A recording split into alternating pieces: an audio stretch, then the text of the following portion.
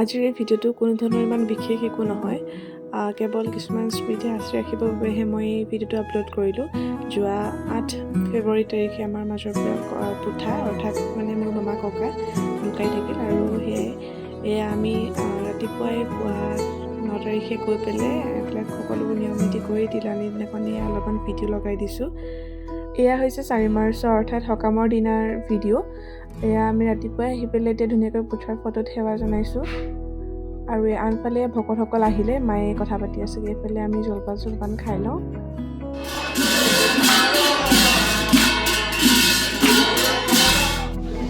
দাদাকেইটা মোক কিখন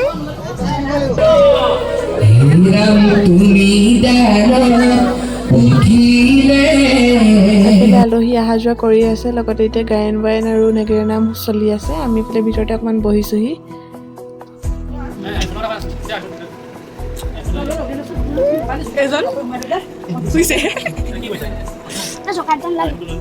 আমাৰ গোটেই কাজিনকেইটা আজি ইমানে আলহীৰ লগত চিনাকি কৰাইছে, গতিকে আমনি ভাগৰ চব লাগিছে আৰু এতিয়া সেইকাৰণে আহি পেলাই অলপ ভিতৰতে তাচপাত খেলি আছোঁ গোটেইকেইটাই।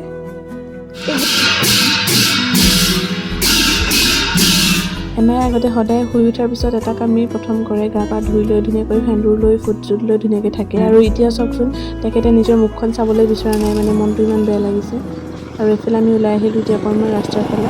এইফালে আমাৰ ল'ৰা সন্থা আৰু এয়া আমাৰ ছোৱালী সন্থা। এইফালে এতিয়া গোটেই আপা নিচা সকলো পৰিয়ালৰ মানুহ বহি লৈ এয়া পূৰা কথা পতাত ব্যস্ত।